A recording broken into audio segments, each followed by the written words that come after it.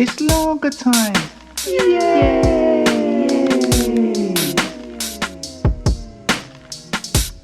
Lager time.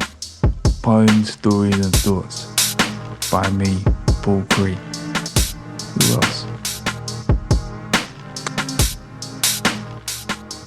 Who else indeed? Yeah. Greetings, bonjour, what's happening? Welcome to Lager Time.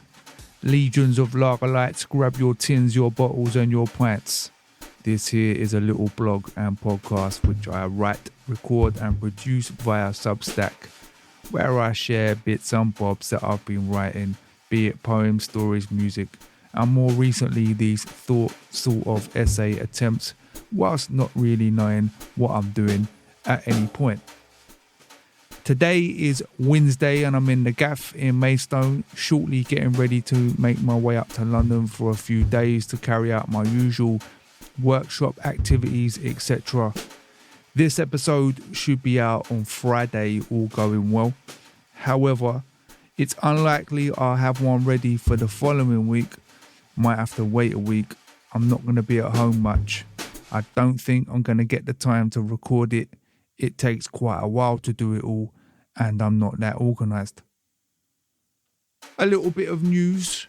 I'm going to be back on stage in a theatre show in April at the Polka Theatre in Wimbledon.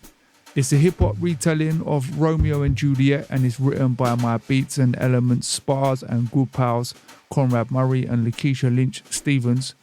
I'm one of the understudies for the role of Mercutio, I believe, and we'll be doing 4 shows all in all, I think. I go into rehearsals in February and then it opens on 2nd of March.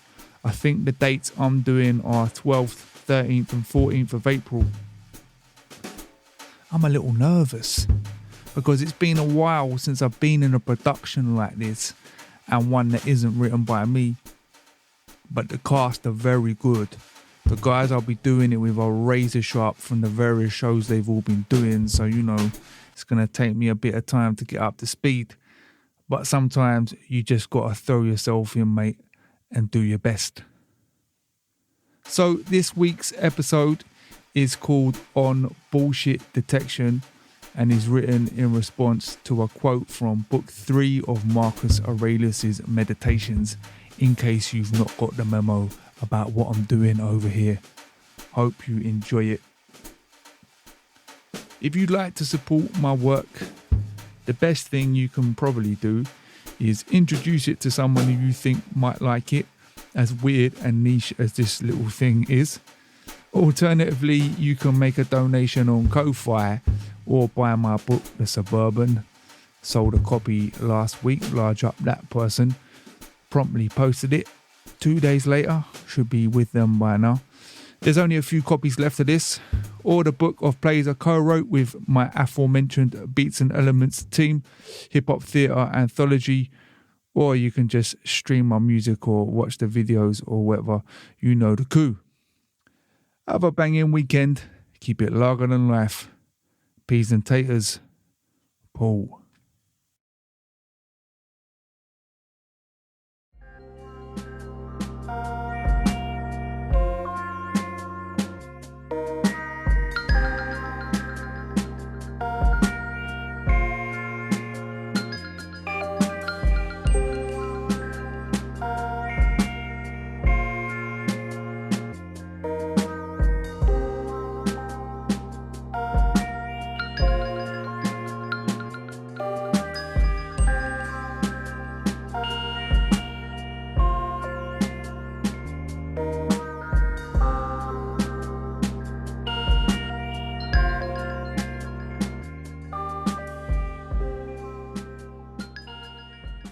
Nothing is so conducive to greatness of mind as the ability to subject each element of our experience in life to methodical and truthful examination, always at the same time using this scrutiny as a means to reflect on the nature of the universe, the contribution any given action or event makes to that nature, the value this has for the whole, and the value it has for man.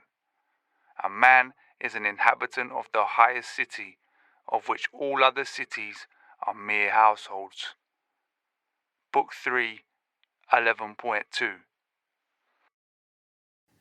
The older I get, the more I think that a strong marker of a successful life is the ability to smell and call out your own bullshit, address it, change it, then crack on.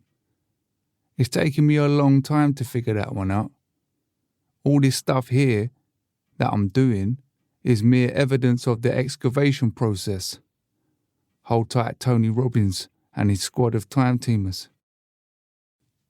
Growing up, moments of self-awareness would occasionally appear like an unreliable rural bus service that only comes once a day and provide me with some honest feedback like, "You were being a dickhead there, Paul." The majority of the time, though, I was submerged in my own nonsense and acting accordingly, not really knowing why I was doing things like the sudden sharpening of my accent or use of certain slang terms when I'd meet girls or boys from other areas at parties or whatever, as if they would be somehow impressed. Yeah.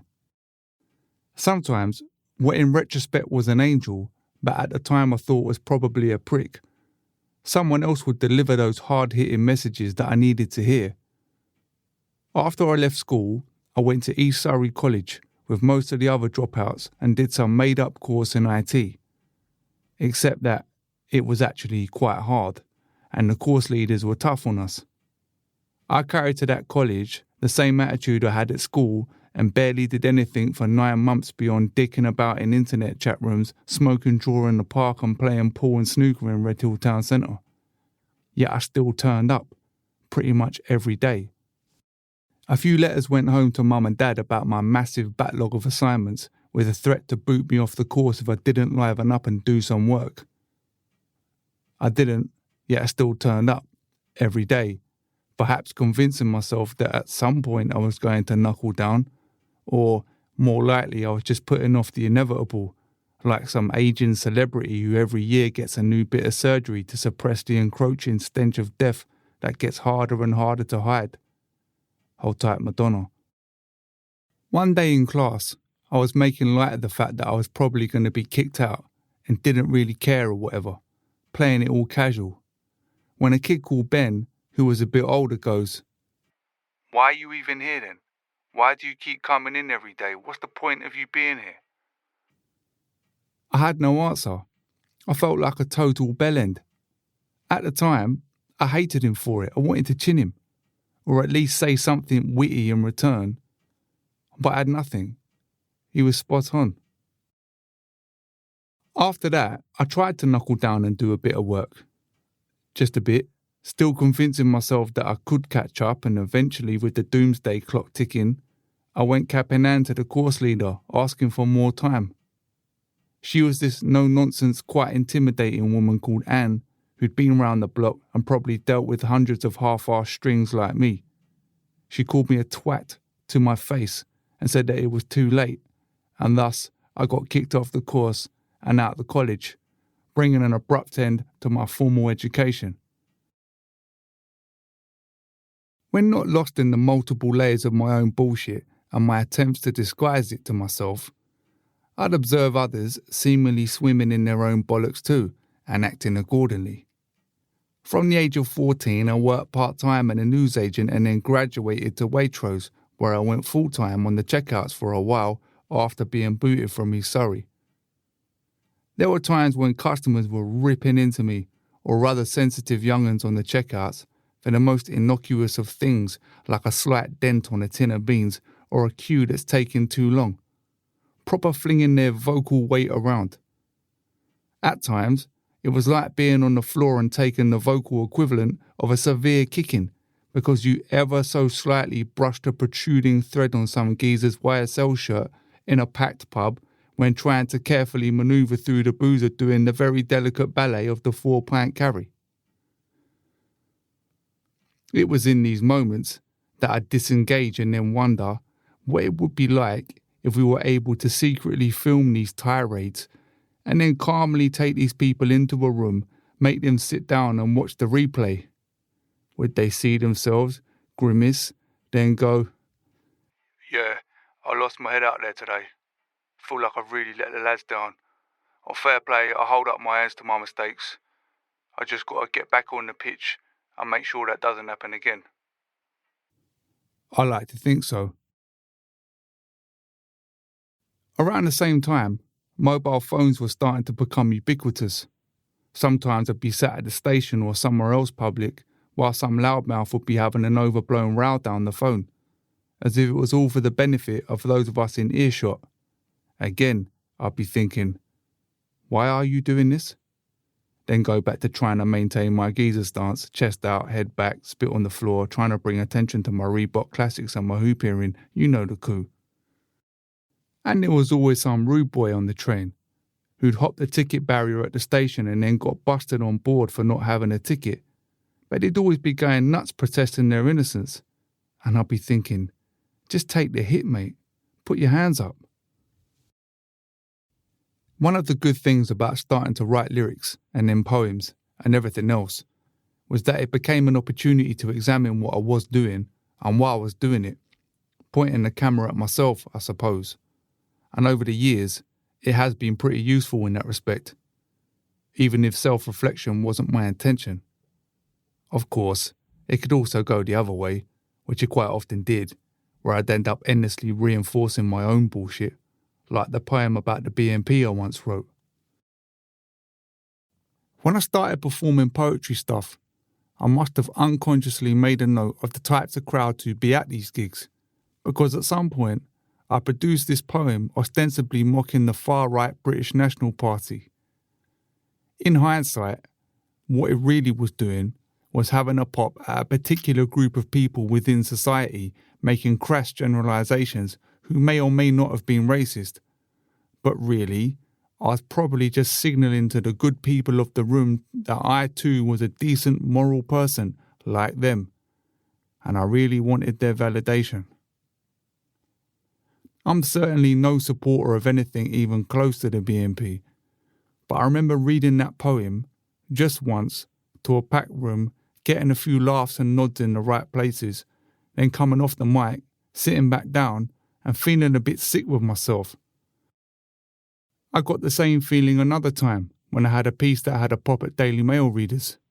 Again, I'm no fan of the Daily Mail, but why was I doing it? Really? Probably because in those circles, the BNP and the Daily Mail and the stereotypes of their followers were easy targets, and it made me look good or something equally shallow, self-righteous and disingenuous. Had I written a poem about some UK-based far-right Islamist organisation with equally abhorrent and supremacist views on society, would I have read that one out? I doubt it, for fear that some of those people laughing at the punchlines in the BNP piece could possibly label me a bigot and an Islamophobe. In the arty circles I've operated in for the last 15 or so years, being called a bigot is probably worse than being outed as a nonce. For the record, I've had disingenuous pops at Guardian readers too, and one time, whilst there and on stage, stereotyping the entire audience at the Latitude Festival. Not sure what the motive was there, probably letting them know that I had a bit about me, which might have won over some females. It didn't. Again though, easy targets. Nothing is so conducive to greatness of mind as the ability to subject each element of our experience in life to methodical and truthful examination, always at the same time using this scrutiny as a means to reflect on the nature of the universe, the contribution any given action or event makes to that nature, the value this has for the whole, and the value it has for man. And man is an inhabitant of the highest city, of which all other cities are mere households. There's been much written about echo chambers in the last few years, and I can see why. It's so easy to get lost in amongst people that reflect your own opinions. It's like it somehow eventually dulls the senses with all threats removed from your circles, and yet simultaneously makes us even more paranoid of those outside our group. For a good while now, I've been suspicious of this insistence on kindness and compassion taking centre stage in every interaction we have. In and of themselves, they are great virtues, if used correctly and truthfully, but it seems their meaning gets distorted and twisted when someone is just seeking validation to quieten down an insecurity. I'm feeling low today. You're so beautiful, babe. We just end up in these feedback loops, which in the long run don't help anyone, by the sweet instant gratification of a dopamine hit. If I stick a link up online to a new bit of work I've just uploaded, or I tweet something witty, give it a few minutes and I'm clucking for some likes.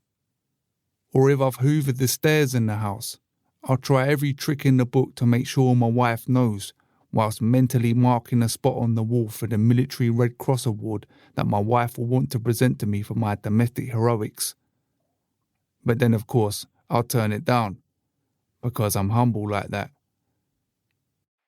Yeah, listen, of course, I'm delighted, but at the end of the day, it's just about the result. There's some real quality in that dressing room and a great bunch of lads. It's a win for all of us.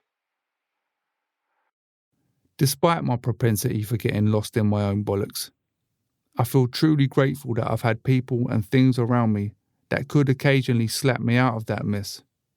Things like this book of meditations, even if I've discovered it relatively late in life. My parents, being raised a Catholic, raised with the practicing of saying prayers every day and making me reflect on not only what I'm grateful for, but also what I've done wrong.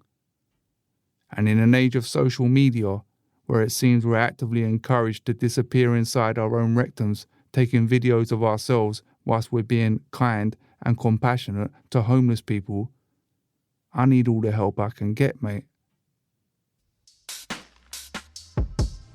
It's longer time. Yay!